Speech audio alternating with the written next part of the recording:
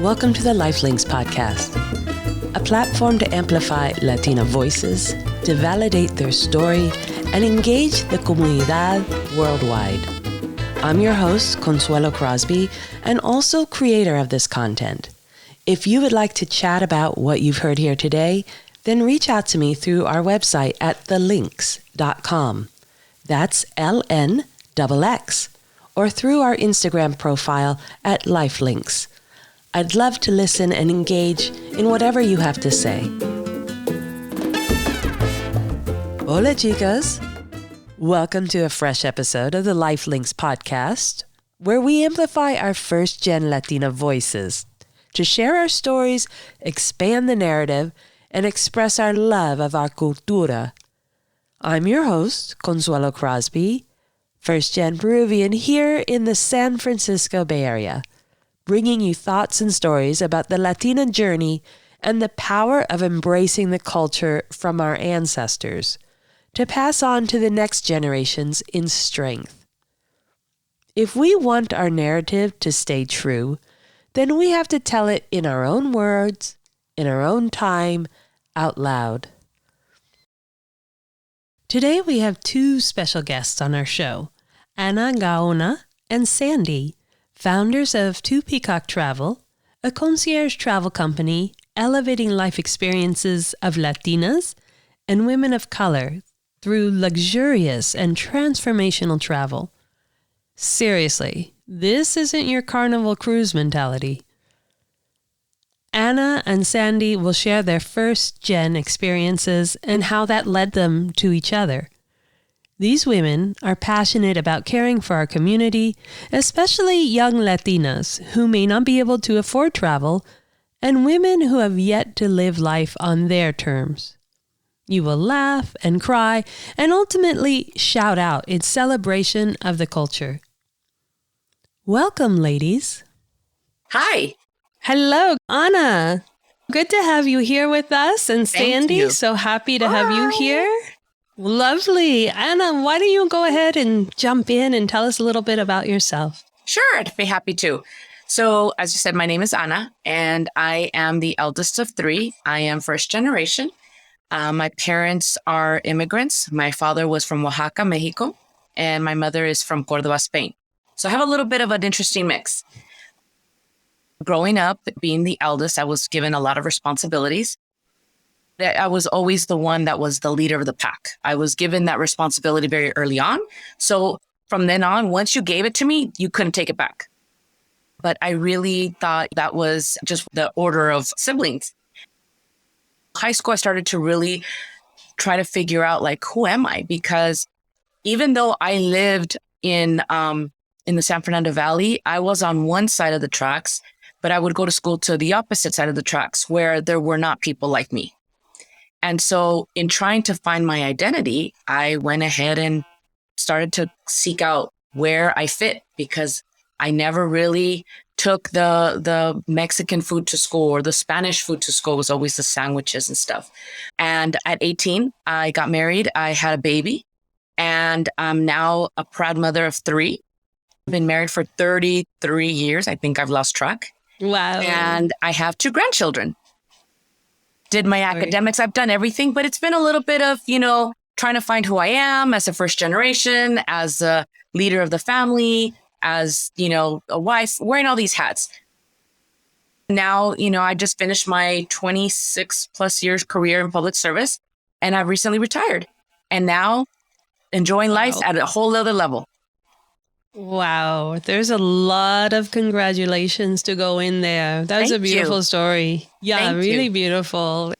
Thank you. Oh, and Sandy, how about you? Tell us your story. Well, my name is Sandy. I am from Los Angeles. I was born and raised in East Los Angeles, particularly in Boyle Heights. I am the daughter of a Salvadoran immigrant and a Puerto Rican father, who was pretty much in Puerto Rico majority of his time. And then he immigrated to New York when he was young, right before he joined the military. So my mom came here with my grandmother. My grandmother was a pioneer of my family. She left El Salvador to look for work. Her plan was to make money and go back, just like a lot of Latinos think they're going to do. I come from a long line of feminist women, so my mom followed right after her. And my mom and my grandmother have been very clear that we're not here to assimilate. That's not our goal. We're here to make money. We're here to pursue the American dream. But that doesn't mean we're going to lose who we are. So majority of Puerto Ricans, especially back in the 70s, lived in the East Coast. There was not a lot of Puerto Ricans. And in Los Angeles, I look just like my father. But then my mom says that. And then people say I look just like my mother. But my mother doesn't have this hair or this nose. So growing up in East Los Angeles, it was very hard. It was hard because no one looked like me. It was like 99.5% Mexican kids, Mexican first generation. And so they would look at me and say, what are you? And like, body wise, hair wise, the whole thing. It was most definitely a learning transition of being who I was at home. But when I went to school, I was what my friends were. So I'm honorary Mexican because, I can get down with some rancheras and eat some Mexican food. But my friends coming to my home, they were like, what are you eating? What are these things? Plátanos? Like, what are you? And so that's where the education came in. And people were like, what, you're not Mexican? I'm like, oh, okay, no, I'm not Mexican. It's just one of those things that I just happen to be like the fish out of water. It's been hard. I went to college, and for the first time, I saw people who looked like me. And I was like, wait a minute, there's like some Latinas with some really extremely curly hair here. Then I went to New York, and I told Anna, I felt like, oh my God, I'm home. Everyone here looks like me. Like, oh my God, we all have that. Where are you from? Look, that's the look I have. Where are you from? Look. So, it's been a road. It's been a road. All these things that I know today, wow. I probably should have known like way back then. But we're like late bloomers in a way. So it seems that there were some components of assimilation and others that were definitely against it. Assimilation, most likely to keep you safe. Do you carry any cultural traditions forward to your children? We had the traditional Thanksgiving and the Christmas and the holidays, but we never really learned the assimilations of what our family was from.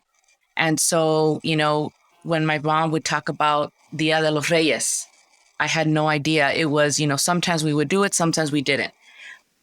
Dia de los Muertos, I didn't, really learn till I was in my 20s in college. Wow. But, my parents did everything that they could to make sure that we spoke Spanish. So I am completely fluent in terms of having the conversation, reading, and just fully understanding. And we would do a lot of novela watching. And I remember my dad would tell us, you always have to speak Spanish. You can't mix the two. So if he could hear us now, because I am fluent in Spanglish as well, if he could hear us now, he'd be like, what are you doing? He would tell us that our Spanish had to be impeccable, and he would have us watch Canal 34, and he wanted us to watch the Spanish anchor, the newscasters. I will forever hold them in my heart because it's how I thought, okay, this is how I have to present myself. I've got to be this and I've got to speak perfect. But we had a really happy childhood in terms of just having our family unit together. We have never had a traditional Thanksgiving dinner, ever. 53 years. Never. My mom said, don't you dare bring that dead, dry turkey to my house. So we have a very, very traditional Salvadoran dish. It's called panes con chupe, and it's a turkey. It just happens to be our style. So it's funny because when people meet me, they're like, your house Salvi? Yes. Are you guys making panes con chupe? Yes. Can you invite me to your house? I'm like, oh, wow. I already have 30 people coming for sure. Come on along, My mom does not speak any English, has no interest in speaking English. My grandmother's not with us anymore, but she doesn't speak English either. Having said that, I'm a single mom of an 18-year-old. I only have one child, and he speaks Spanish. Not the best, but we're trying because of my mom. My mom won't even pretend, Consuelo. She's like, yo no sé. I love it. That is a full story, and it relates so much over and over again to what we hear from our other guests on the podcast, the identity, and especially when you're dropped into a location where you're the only one, but you are not necessarily the only Latina, but you are the only one who's identifying with your heritage. And even from other Latinas, they're like, you don't belong. You're not a Latina. You're like, well, wait a minute. Yes, that's so right. that is a common story. So let's get into the both of you no longer being with your first career. And yet, isn't that where you met? Yes, that's exactly where we met. I always love to tell a story because you're at the right place with the right time just when it happens. And you don't plan for friendships like this. I met Sandy right after my dad passed away. And I was in a really dark place, as you can imagine. They called me to interview for this position. And I said to them, I don't have any background in this. There's no way. And it was going to be to a place that was huge. I couldn't even fathom the idea. But, when you're not in the right mindset, you kind of, everything just seems to be no, no, no. But something just said, Anna, just go. Okay, I'll go for fun. What do I got to lose? So I interviewed with somebody and they said, you need to meet this administrator. You need to meet with her because you need to have an idea of how the work is going to be. And I'm thinking, well, wait a minute. I'm not ready to take on the work. First of all, did you offer it? And I see Sandy behind a desk. And so I sit down and we're chatting and she looks at me. She's like, you have no experience. I said, no, nothing at this.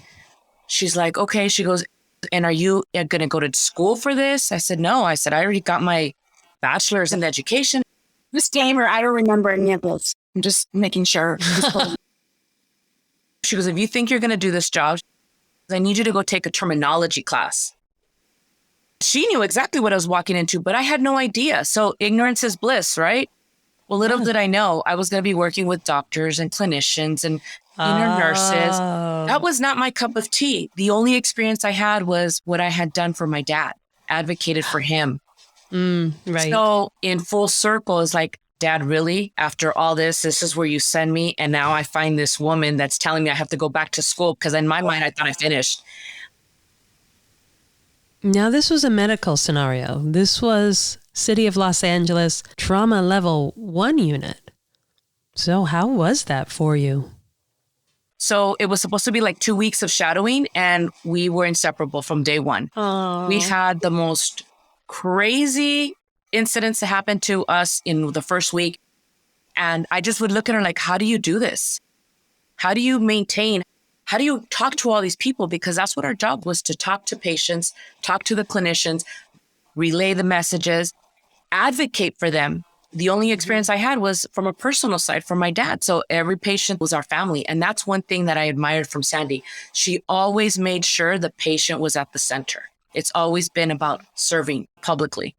And then from there, we just started just doing all kinds of stuff. I'm much more let me think about this. Let me strategically think about how this is going to go. When you say strategically, what exactly are you talking about? I don't understand what that term is. Like, if it's not going to kill us, we should just do it. Her motto is always go big or go home. Go big or go home. One life. This is what we're doing here. You are the yin and the yang together. Different personalities that are meant to be together as a whole. Fully functional independently, but wow, put you two together and this is a whole different personality. My upbringing was I'm the leader. I have to make sure that everybody's taken care of. No one's being harmed. And so I always have to try to think about what people are thinking ahead of time so that I know what my next move is. Where Sandy's like, just do it. Yeah. Okay. If it's not going to kill anybody. No one's gotten hurt. From there, we've had numerous adventures. Sandy's the one that has the thematic parties. Like we have done a royal wedding. Don't tell that. We've done Cinco de Mayo. I had a cincuentañera. I didn't have a quinceañera, so we had a cincuentañera. So when I tell you she goes big or go home, we were wearing quinceañera dresses. Everyone didn't have a quinceañera. You should wear a dress. And so we all went and purchased it. So this is, from here, hilarious. And then there are times where she looks at me and then she'll lean on me. So I lean on her for let's just do things. And then there are times where she's like, okay, voice of reason, come in and tell me, how should we go about doing this? We're still going to do it, but how do we do it in a careful where no one's going to get hurt? Okay. So it's like we're a good mix of each other. Yeah. And, I uplift her, she uplifts me. That's how our friendship started. Oh, that is a powerful thing. That is true sisterhood. That is the true sisterhood. When you have someone who you trust so much that you can let go of that side of you that always has that little voice saying, oh, no. Yes. But then you're like, well, no, that little voice is embodied in that beautiful woman over there. So let's just go. I mean, our friendship developed to the point where, to do what we were doing, we really had to find the ways to make things light because there were some heavy things. But so we would say we are emotional support to each other. And I always say, she's like my guardian angel. I think my dad sent her to me because it's like he knew I'm always very serious and very quiet and calm. But there is really the Latina in me who is loud and happy. And I want to live life, right? But I'm always thinking how is it going to be perceived? And then I have Sandy who automatically, she's like, girl, just do it. We were each other's support system. And one day, from one story that I'll tell real quick, we had a patient who brought in 2 Chihuahuas as emotional support. I don't see a Chihuahua as emotional. Put them to the X-ray machine. Yes. They probably have cancer now. Poor doggies. And then here we go. We go with her and we go to talk to the patient. We're like, you can't have animals it's my emotional support. But after that, we kept saying, God, we're each other emotional support. And we saw an article of a woman, I don't know if you recall, it came out on the news too. There was a woman who boarded a plane with a peacock. And she said that was her emotional support animal. And we looked at each other, we're like, peacocks are pretty. We are each other peacocks. And so from there, that's how we ended up with 2 peacocks. Which is the name of your new business. The name of our business. Yes. 2 Peacocks Travel. Yes. Oh, so the 2 emotional support women for each other, the 2 peacocks, stunning, like now, colorful. We're not even going to acknowledge that it's the male peacock. Well, whatever. Exactly. We learned that afterwards. We're like, it's okay. It's okay. We want to go out there with our full feathers. It's a natural mistake. There's no way. I am who I am. I am as transparent as I can come. I walk the talk. This is me. So you develop these skills from a very young age to figure things out on your own without any help because there really wasn't any help. You were the help. That's one thing Sandy and I are. We are very resourceful. We may not know the answer, but we will figure it out. And that goes based on someone we know may know the answer, who will know how to get the answer. And I think that's the biggest takeaway with my upbringing is that my parents, I don't know that they were intending to teach me, but it was very much, you're going to learn how to figure this out, because if they came here from their country, they had to figure it out, right? But it got to a certain point. I had to take it the next step. So now I need my kids to take it to the next level. Because you can't show up with, can you make an appointment for me? And they said they don't have any appointments. And they're looking at you like, okay, so when do they have appointments? And they're like, okay, let me go back. So you learn in the process that you're not going to come back with some answer that's not going to be acceptable, right? So you start developing this ability and skill of having to say, I called, they have an appointment, so they made an appointment with this doctor, and it's going to be on this day. I made sure your calendar was clear. Ready to go? Okay. So you manage it all, but it's all been in training, right? All these years.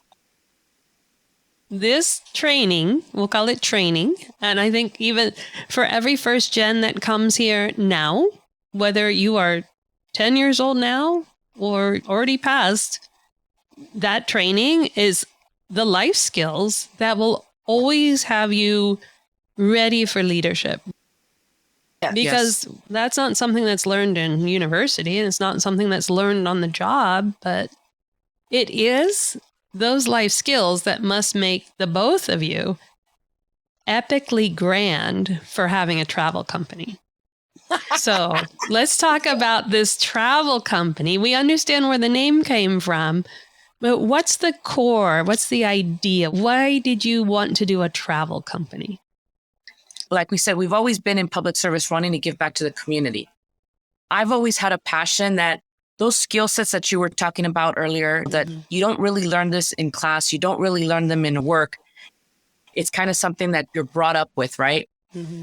If I knew then at 9, 10, 15, that there were skills that I was going to use and that they were going to be helpful in the future, I probably would have seen things very differently. So for me, the passion has been, how do I help the next generation learn faster? Let me show you that what you do now has value. When they tell you put a resume together, don't think that you don't have experience. You have experience. The babysitting that you've done, the banking, the errands that you do for your parents, those are all experiences. So when I think about that, it's like, how do I move forward to help these kids? So my son did not get a chance to go on the senior trip. Called Anna, and I said, Anna, I know you have family in Spain. Is there any way I can ship my kid out there to Spain for a couple of weeks so he can have the experience? From that went from, well, maybe we should go. And that went from, well, maybe we should go for 4 weeks. And then it went from, maybe we should stay 6 weeks. And so it just kind of, snowballed, right? I love to travel. Yeah. I've always taken my kid traveling because I've always, someone told me, don't give them gifts, give them memories.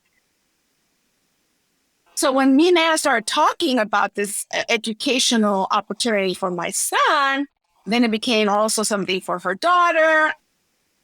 So in all this, I kept thinking. So I'm like, okay, Sandy, let's send the kids and see what happens. We have the connection. My family's there. And so I have teachers and professors in classrooms available to us. Education doesn't just happen in a classroom. It happens in experiences. So what if we take them to other cities to explore? They still have their academic in a classroom, but how do we immerse them? And from there, one idea led to the other. We did Barcelona, we did Cordoba, we did Malaga, we did Madrid, and then we did Paris. But before getting to Paris, the kids had the opportunity to learn literally how to go to school on their own. And after they had their class, they actually volunteered at a summer camp for little ones where they were interacting. And so it was more of a laid back. So they got a little bit of a history, like the background of the culture. They got to speak it, in a professional environment, but then they got to really relax and enjoy with the little ones. We're like seeing the value. We're onto something here. How do we do this and how do we scale it? And so from that idea is we really want to give back to the next generation. Sandy's a testament of how much of an impact her going to France as an exchange student had on her at 15. How can we give the same experience to other kids? We have the means to be able to do it. We have all the resources in the network. Now, how do we give back? We want to sponsor kids and we want to help them develop, but we also want to travel. How do we do a win-win? And so Two Peacocks Travel came to life because while we're putting together these women groups to travel, and we have a very specific mission for that as well, but the core of it is that each trip will be able to donate to be able to sponsor young Latinas to have an opportunity to go to Europe and spend, 2-3 weeks in school without it costing anything to the parent, even the airfare. So it's full circle. Wow. Wow, I just got goosebumps. No, wow. Oh my gosh, it is such a beautiful story. And you just feel the power coming from it and the excitement, because of the experience from a lot of first generation Latinas is the life without, because it is such a survival life. It is such a learn, help your parents and family survive, figure out the culture, and figure out how I'm going to get to school, pay for school, Da, da, da, da, da. They get a job to start popping the forms out. Yeah. There's no room for thinking that they can do anything else but survive. Yes. And so this is amazing. Okay. So have you done this? Have you taken a group yet? So we have trips already planned. We have one for Spain in December. That's soon. Yeah, that's soon. The beauty of this is that we get to create on our own terms. We're able to decide when, where. The following trip after Spain, we have Cuba in February.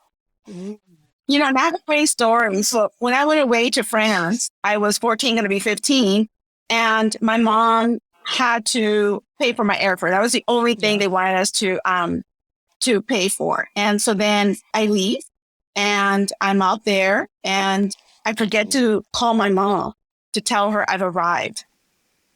No cell phones, no Wi-Fi, no internet. It must have been like a week and a half later, I get a letter from my mom that says, I hope you're alive. Oh my gosh. I haven't heard from you. I was so freaking excited to be there that I forgot that I had a mother. And as a mother today, I would have freaking flown to France to go look for my child.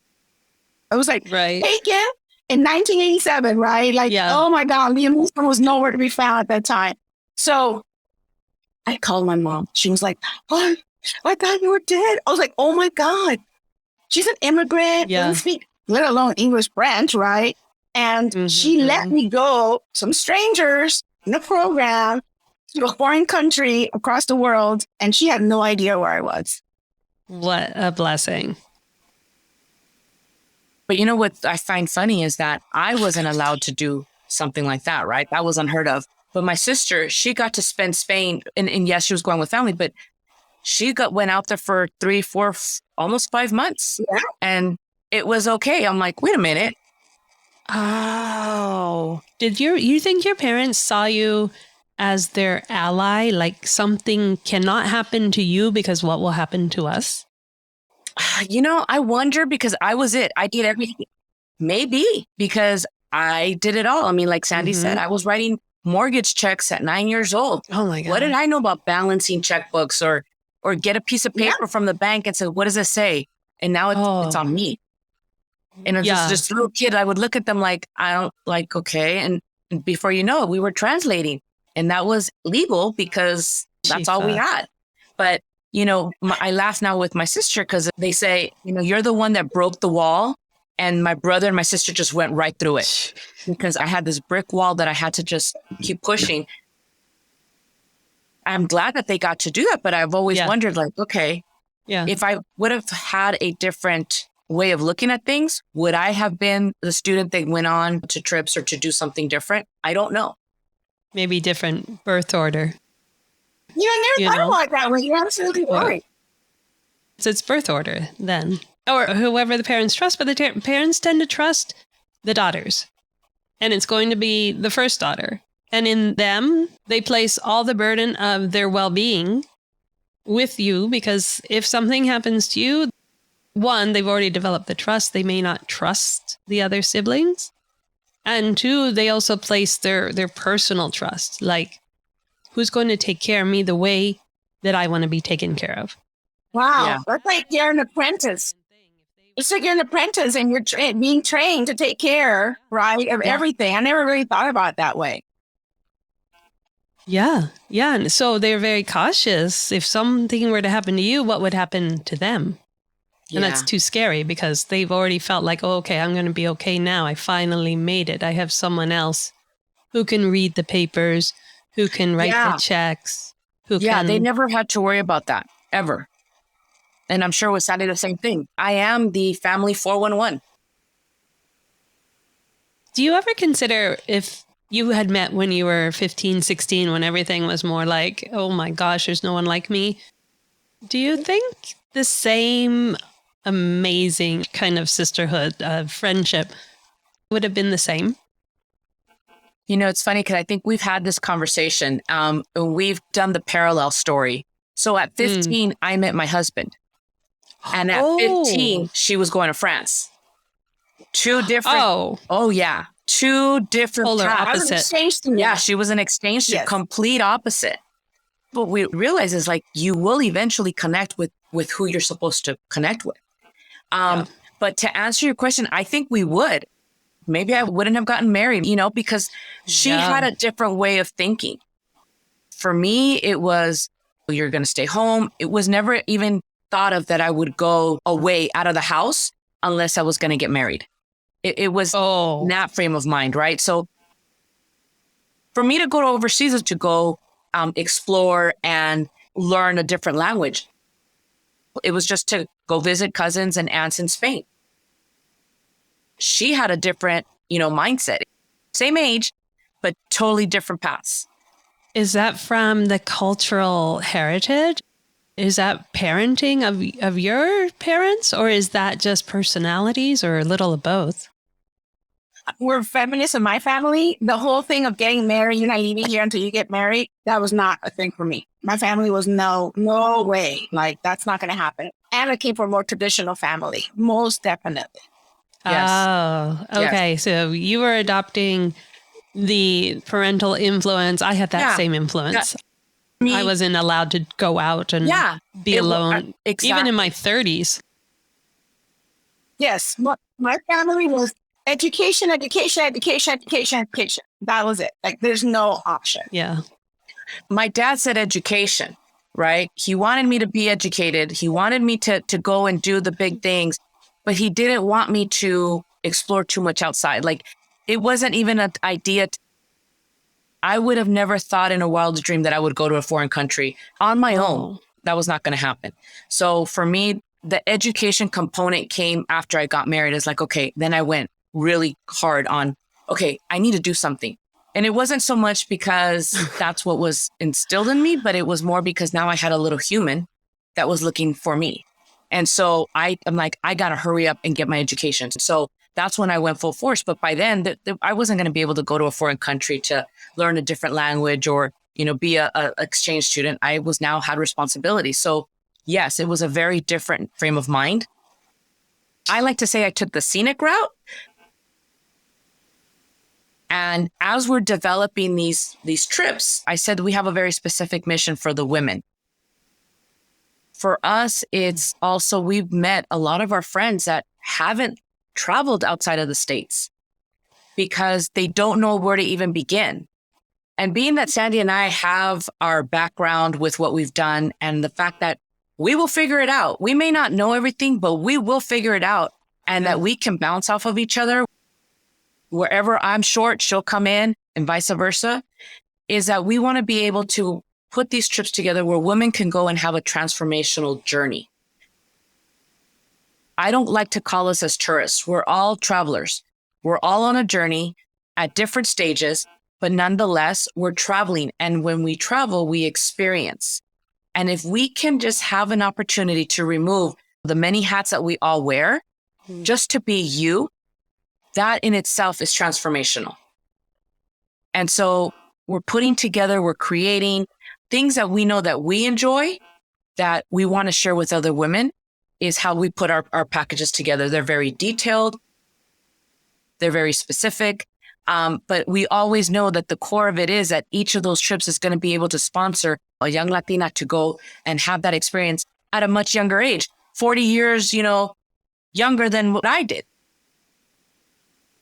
To me, it's very fulfilling, and it serves my passion, my purpose. And I know Sandy feels the same way. And the thing about the women trips is that through our voyage, through womanhood, Emma and I have bonded with other women. We used to work out together in a group of women. They were Latina women. And, we used to go work out, not so much because we wanted to work out, but it was that Saturday cafecito we used to have, or we used to talk, and hey, girl. And then somebody will, bust down crying because her husband was cheating on them. And they're like, girls, will be okay. The bonding and the being able to release whatever you have inside you, because you can't share with your sisters, or you can't share with your mom or your comadre, whatever the reason is. Sometimes you just need some type of bonding with women outside of your circle, and for someone to say, girl, we hear you. I was through the same thing. I know exactly how that feels. And it has some kind of validation that what you're feeling in this moment in your life is okay. This is about you. We're mothers, wives, daughters, sisters, bosses. We have so many roles, but when you really think about it, when do you really get a time to take care of yourself? It's rare. No one stops and says, Lana, how are you feeling? No. Right? You know? Let me do that so you don't have to. Exactly. So our trips are going to be not hop on, hop off the bus, try to get in 8 things in one day, check off the list.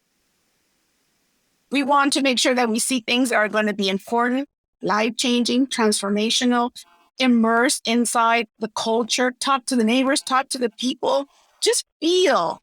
And then it really does help me put things into perspective that, man, my life is not that bad.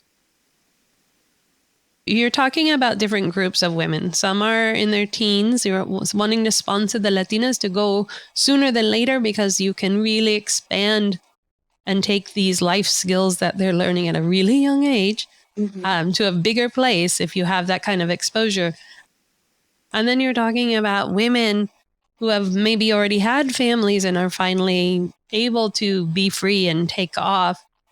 How do you see those different experiences in joining your travel groups? Or are they different?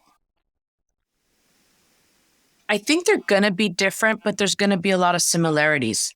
Because like me, when I see my daughter, when I think the 18-year-old Anna, how is she? How would you talk to her? And my message is very different now because I didn't have someone that I could look up to that could tell me it's going to be okay. You're going to get through. You're going to go on to become whatever you decide to become. Just because of what you're going through at this moment does not define the rest of your life. I wish someone would have said that. So within this group that's traveling all together, the young Latinas have mentors, supporters in the women joining in the travel group. And the women, then, what should they expect in the travel group? We have the older women that, sometimes there's just that imposter syndrome that they hold on to and they doubt. I always say everybody needs a Sandy. Everybody needs a Sandy, no matter what. Be careful, Sandy. I'm an imposter syndrome girl, Anna. We're all showing up for Thanksgiving. Right. We're all going to be at Thanksgiving, Yeah. But that's the thing is and Sandy will say, she's like, I have imposter syndrome too. But when she's feeling it, then I'm there to tell her like, no. What I want to just make sure is that they all have impact, that they all feel that they're of value, that their life has meaning. It doesn't matter where you're starting. And so it's never too late. That's the message. It's not too late. Take off your hat, the million hats that you wear for just a moment in time and experience who you are. How many titles can we have? We have a lot, right?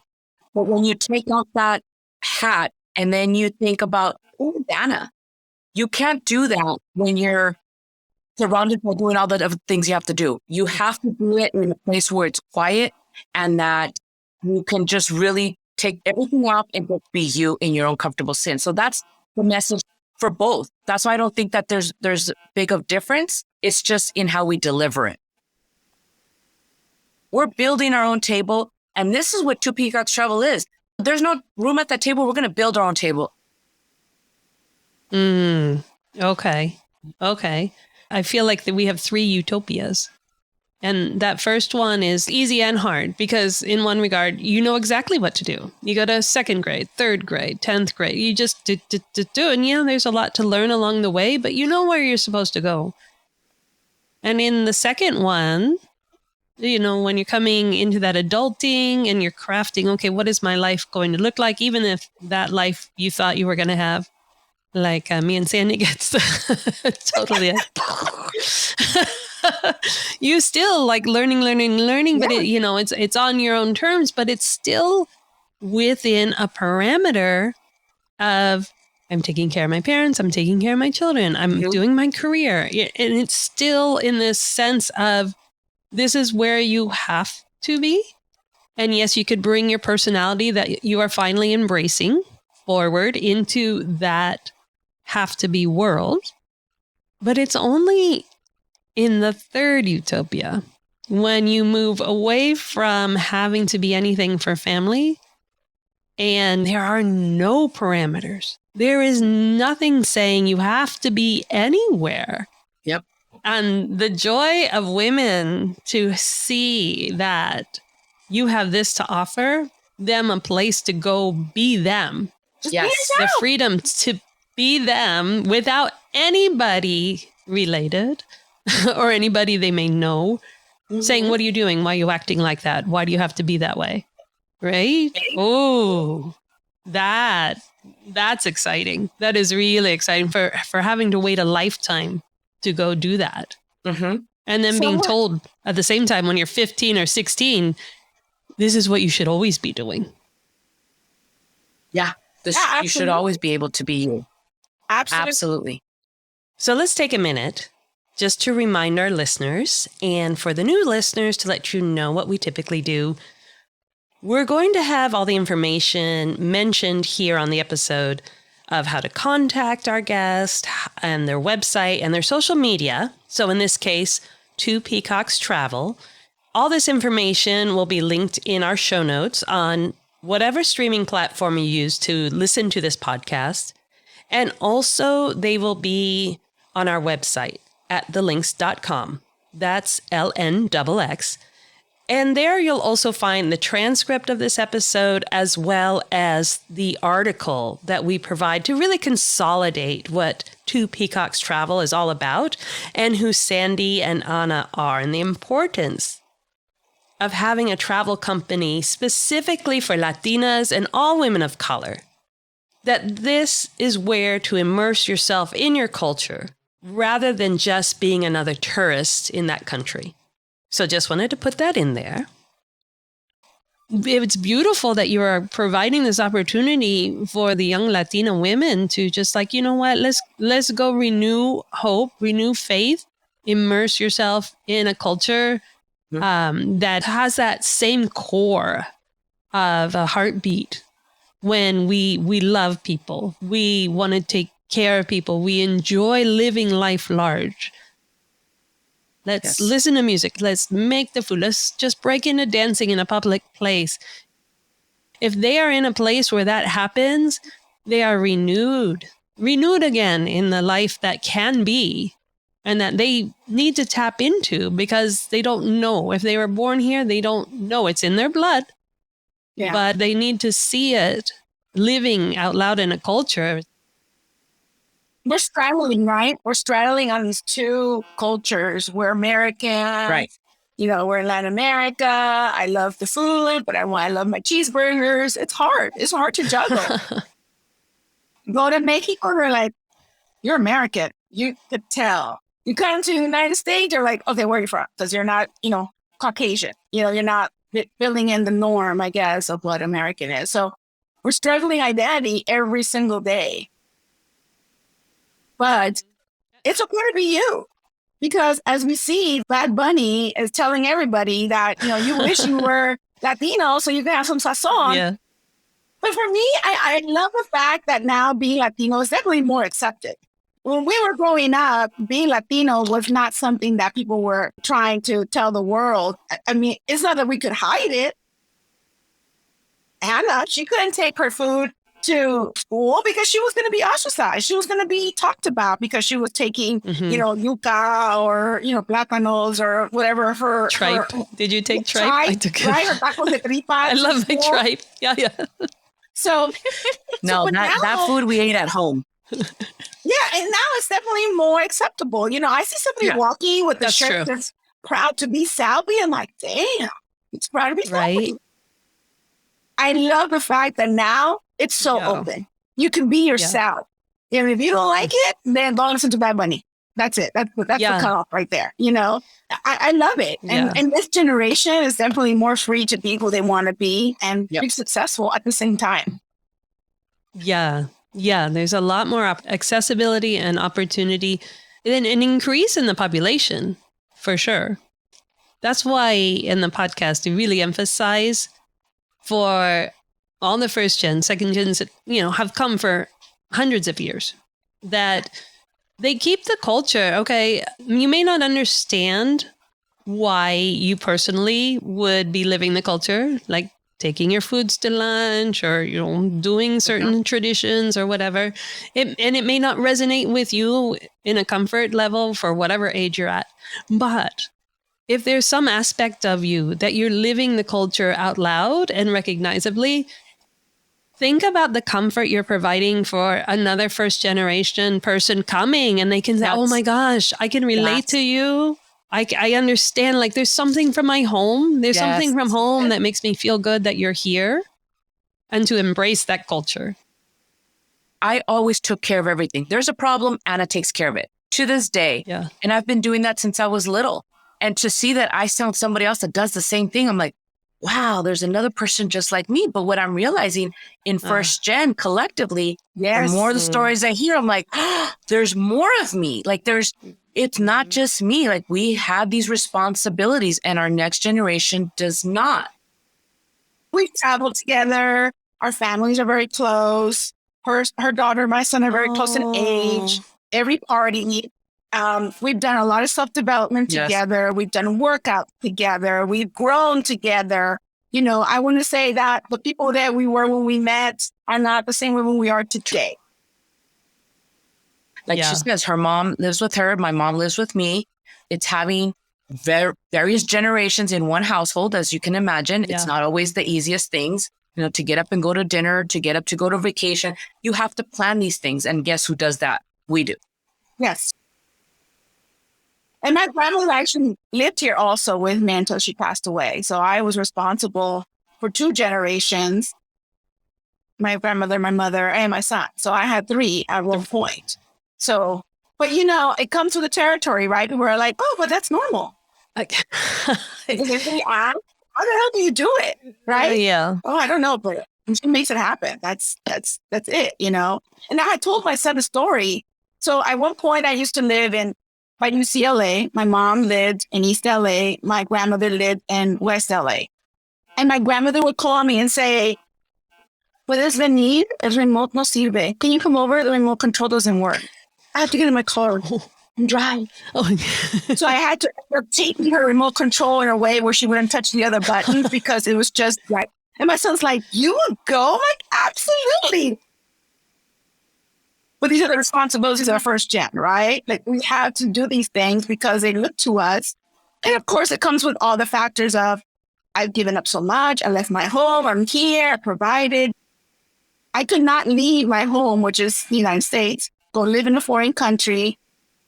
Well, I can't say I couldn't do it. I'm sure I figured it out because I figure everything else out. But it comes with it, right? How hard it is.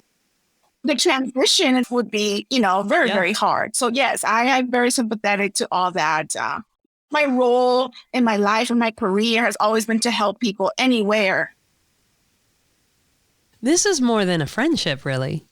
Your relationship validates all you've gone through as first-gen Latinas and continue to do as you become mothers and grandmothers. That's a powerful cultural presence for generations. Absolutely. Consuelo, we have to say thank you to you for providing this platform because we've never had or we've never seen where you can actually describe and people understand what we're talking about, right? So even though my dad, I think he did the simulation to kind of protect us because back when he came, it was frowned upon really bad. So Spanish was at home, English was at school, but I appreciate what they did. My parents came here for a better life. And so for me, I am determined to show them your sacrifice was not in vain. But now how do we pass it over to the next generation, like what you were saying right now? My children to understand, I have to this day, and one of the things that I want to do for them is I have one of my dad's first pay stubs where he was making $1, I want to say $1.92 an hour. If that doesn't show them the sacrifice, and, because we're different, but I appreciate what they taught us, right? And, I can laugh now that I ate, ham and cheese sandwiches for 8 years and a Tang juice and Fritos because I wouldn't eat anything else at school, right? Oh. But now for my kids to know that they can eat whatever they want, whenever they want. And the beauty that they have both the Spanish and the Mexican, I'm on the look for someone that has the same background because I've never met. But it's being able to intertwine both things. And like Sandy said, you go to Mexico, you're American. You go to Spain, they're like, you're Mexican. I go to Mexico and they're like, you're American. I'm like, so what am I? Yeah. So for you to provide this platform to be able to say like, you are who you are, and the freedom to just speak and not be criticized or, frowned upon. So thank you. This is a huge, huge effort on your part to be able to give the voice and spread the voice. And so we really do appreciate that. Oh, thank you. Thank you. I'm grateful for that because sometimes I sit there and I doubt myself, just like anything else we do, especially as women. Don't worry, call us. I think my husband is going to block your numbers from my phone. He knows. I'll just tell you, I am like you both. I am like Sandy in that I just say, hey, we're going to go do this. And my husband's like, how? It's like, I don't know. I'll figure out when we get there. Let's just go. But then I'm also like Anna, where it's like, okay, this is how it's done. Da, da, da, da, da, da, da, da. And if we do that, that means this happens. Da, da, da, da, and then when we prepare for it. I just really hope that women want to share their story. And I just wanted to provide not only the platform for it to be heard, but to feel validated. That yes, what you thought you went through, yes, you did. Yes, you did. And it was that hard, and it was that wicked, and you are beautiful, and you are the goddess, and and you can know that it takes this lifetime of really trying to understand not only your own personality, but all the ancients that are pulsing within you. Oh, yeah. And then trying to capture the culture that was disconnected by coming here to the U.S. All of it. It's huge, and it's a lifelong learning. Definitely. And having, again, the opportunity to travel with you two to a place that might light that fire up again. If it was ever put on hold, or just add the gasoline now while it's firing fully for the young Latinas. Yes. That's so exciting. That's so exciting. Absolutely. So how would people find how to join you on these trips? Well, we're on social media. We're on Instagram. It's at 2 Peacocks Travel, but it's 2_Peacocks_travel. We also have our website, www.2peacockstravel.com. Well, on Instagram, we have a link to our link tree, and it has the links to our upcoming trips, the one to Spain, the one to Cuba, and then some other stuff that's coming up. We're thinking about putting together also a blog of our travels and a newsletter so people could be up to date on what's happening. We're all part of the We All Grow Amiga networks. Yes. Oh, that's true. That's how I found you. That We All Grow. I would shout out for that. And Ana Flores, it's like, oh my Lord, for understanding the power of connectivity. Yes. Huge power. And I think about like how many other women that we can all be in the same circle and understand each other. We're speaking the same language. We can validate each other. So it's really important, platforms like this. So Consuelo, big shout out to you. Consuelo, you're awesome. Yes. Because you're putting it into action. We can talk about it. No. Well, that's one thing. That's what we talk about. We can do a lot of talking, but we have to do massive action. And you're doing that. Yes. Oh, thank you. I get emotional. Yeah, I do want to cry. But that's okay. That's because it's coming from your heart. It's not easy. It's just something that if you use your brain, everything about what I'm doing right now with the podcast and the time of everything going on in my life, the brain would say, you cannot do this. Wait until XYZ happens. You have to have this. You have to have that. And just teaching that to, again, the Latino women, it's like, it's never going to be the perfect time. It's never. You just have to do what comes from your soul. Just jump. Like you too. Mm-hmm. You have to do what comes from your soul because your brain, we have been trained for the brain to talk us out of it. Oh, yes. With all the fear that we have been raised in, the brain is like, warning, warning, warning, rather than, the soul saying, oh, I want to go travel by myself. And the brain's like, oh, this is how we're going to do it. Instead, we've been raised in an environment where it says, no, it's dangerous. No, you can't. So when you're having doubts, you just have to call us. Just call us. Seriously, this is where the phone number is going to flash across the bottom of the screen on the podcast. 1-888. Let's get into the cafecito places.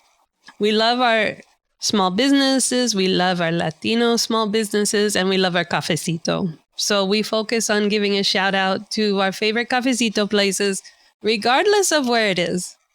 So we like to give a shout out. We include them in our show notes, in our website. Does anyone have a favorite cafecito place? Well, you said anywhere in the world. When you go somewhere, the first thing you know is, where do we have cafecito? And so one of the things that we were doing in Córdoba is Sandy and I would leave. Everybody would stay home, and we'd go to the corner, and there was Bar Miguelito. And you would sit down and you have your cafecito every afternoon. That's what we did.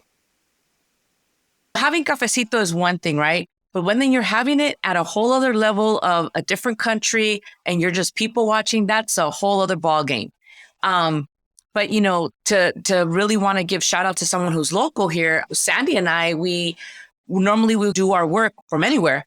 So we went to Café Soñé, and it's in Huntington Beach, right, Sandy? Huntington Beach? Yeah. And she's also from We All Grow Amigas. We found her on there, and it's this really cute coffee shop. The setup, I love it because you don't expect it. We were walking around looking for like your regular storefront. It's like a little garage that they opened up, but they made the home into a storefront. And so it's like really nostalgia. Smart. You go back into time because they have all these records, the old school records from 1960, 1950, 1970. And you can just browse through there, and they make their coffee. It's, I believe, if I'm not mistaken, comes from Oaxaca, and all their syrups are homemade. So we sat there and we did business there. We were chit-chatting with the owner, and we were meeting other people. So Café Soñé in Huntington Beach for us was, our recent find. It's a great gem that we definitely will be going back. Oh, that sounds amazing. Amazing. Oh, ladies. Oh, my Lord. What a blessing to really get to know you as real people, individual, true to yourselves, women, and your journeys and the journeys of your families, because that is so important to understanding each other, understanding how we all got here. And like you say, Anna and Sandy, honoring the struggles that our parents went through, giving up everything they know to come here and doing right by that, but doing it with joy and adding that joy into the next generation. So thank you very, very much. Congratulations on all of your life, especially this new endeavor together. What a beautiful blessing to have that friendship. You couldn't have planned this younger in your life, to know that you would have met someone that would be your sister and that you were going to do this amazing adventure that you have as a business. Like, that is everybody's hope and joy, but so proud of you. So thank you very much for being on the podcast. Thank you for sharing both your stories and your expression of joy to embrace the young generation and give them that platform to explore the world. Thank you, Consuelo. It was an honor. Thank you. Thank you, Consuelo. It was such a pleasure. We look forward to seeing you soon. Yeah, we have to meet at some point in person. I am trying to figure out how I'm going to be in Southern California sooner than later. Let me tell you. Step into your truth, ladies. Ciao. Really appreciate the time you take to rate and review the podcast. Get the backstory and what you've heard here today and reach out to us at thelinks.com. That's LNXX. Because it's about time, it's about us. Stay in the groove on our social media at Lifelinks and get ready to make your move, ladies. Viva!